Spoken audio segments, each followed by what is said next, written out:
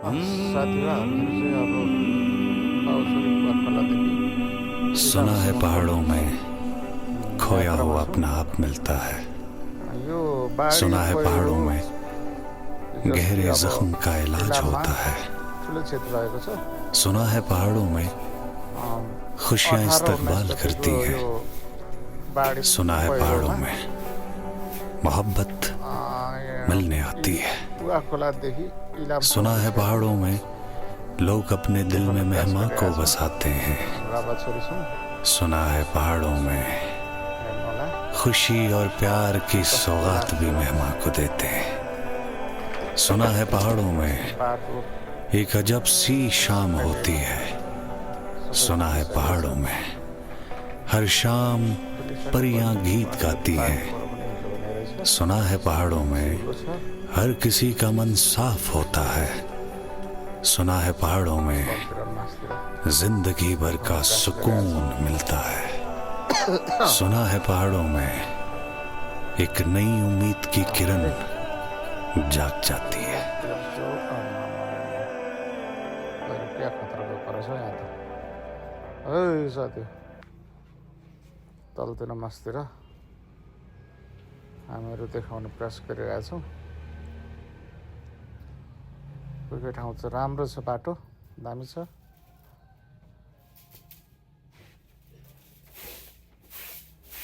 तर धेरै पहिरो ढिस्कानाहरू चाहिँ ज्यादा खसेको हेर्नु त मासतिर। आमामा डर मर्दो त्यस्तै रहेछ। आमामा ल है साथीहरू अब देखाउँदैछौँ।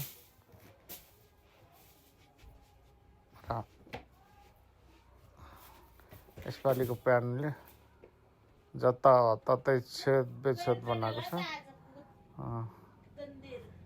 अनि हेर्नुहोला पहिरो कत्रो गएको छ तल। आमामा माथिदेखि भिर हेर्नु, यो यसरी बाटो खोलिएको छ तलतिर मासतिर। हेर्नुहोला पहिरो जताततै घाचा गुच्चो गएको छ। डर मर्दो भएको थियो त्यतिखेर अवस्था। धेरै इलाममा क्षति भएको छ। हामीले धेरै दिन पछाडिको यो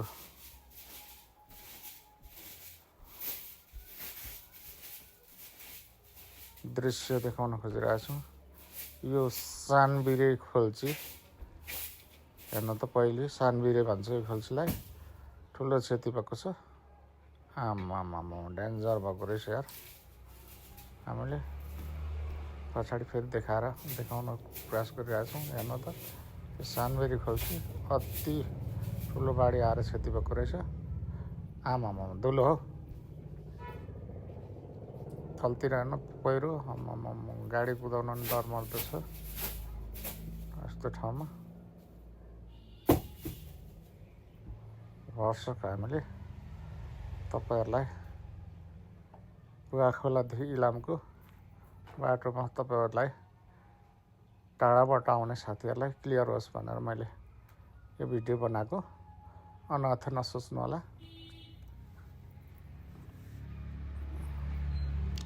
हामी तेर्छु, ठिकै छ यो बाटो त। मासतिर पनि घाँसा गुचुक भएको छ वाल भित्तामा। यहाँ हेर्नु आमामामा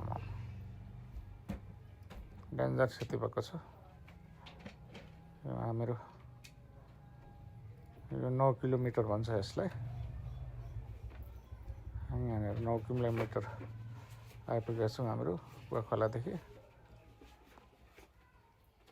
हामीले जति सक्दो राम्रो देखाउने प्रयास गरिरहेका छौँ। प्रतिक्रिया दिन हुन अनुरोध गर्दछु। हेर्नु त तलतिर मासतिर बाटो। आमामामा माथिदेखि खोलै पो बगेर आएको, डाँडै बगेर आएको छ है साथीहरू। यहाँ त डेन्जर छ। रुखहरू लडेको, रुख चाहिँ काटिदिएको भए हुन्थ्यो तर अलिक दिनमा काटिन्छ होला। खोला खोल्चीमा पानी यो धेरै दिन पछाडिको रिपोर्टिङ लिएर आएको छु।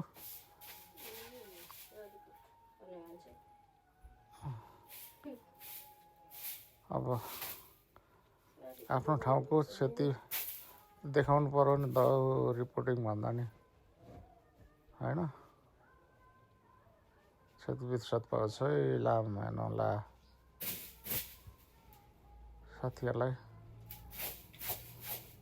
देखाउनु पर्यो नि त आफ्नो ठाउँ यस्तो भयो साथी हो भनेर विदेशमा भएका विदेशी साथीहरू स्वदेशमा भएका स्वदेशी साथीहरूलाई टाढा टाढा भएकोहरूलाई यहाँ आइ नपुग्नु हुने साथीहरूलाई देखाउनु पर्यो नि त पर्यो नि बुढो नबोल न यहाँ बोल्नु चाहिँ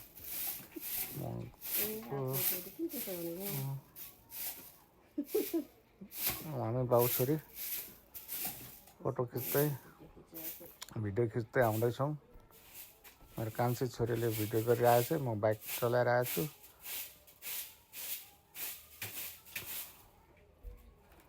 आमामामा जङ्गलै बगेर आएछ हौ यहाँ त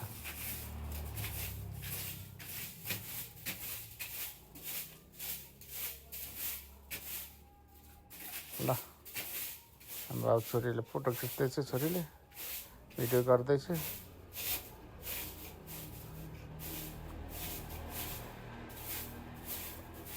मलाई भित्तो पहिरो आम्मामा ठुट चियाबारी कस्तो लाग्छ यहाँको चियाबारी सानो भए पनि मजाको छ राम्रो छ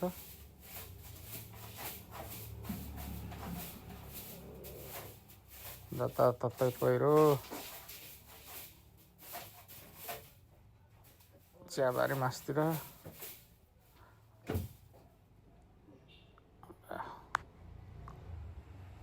टेम्पोले धुलो उडाउँदैछ यो टेम्पो अघि लागेर झन् भित्तामा पहिरो गएको छ थोरै लाइट देखियो 4-5 बजीको अन्तरमा हामीले भिडियो बनाएको लाइट देखेको होला पहिरो आमामा डेन्जर क्षति साथी हो देख्नु होला हामीले भिडियोहरू त गर्दैछौँ के कस्तो देखिन्छ कस्तो भयो प्रतिक्रिया दिनु होला जेडीबी ब्लग्सलाई माया गरिदिनु होला जेडीबी ब्लग्स 3 7MG लाई साथ र सपोर्ट पनि गरिदिनु होला कहिले कहिले यस्ता भिडियोहरू लिएर आउने गर्छौँ बाउ छोरी हामी नानीले भिडियो बनाउँदैछन् ल हेर्नुहोस् यो पिप्लाटी परतिर आमामा यहाँ त घरै बग्ला जस्तो छ यस्तो ठाउँमा त नबसे हुन्थ्यो अब त फेरि पानी पर्यो भने गाह्रो हुन्छ भन्न त भनिन्छ तर मान्छेको समस्या र हरेक कुराको खाँचो हुन्छ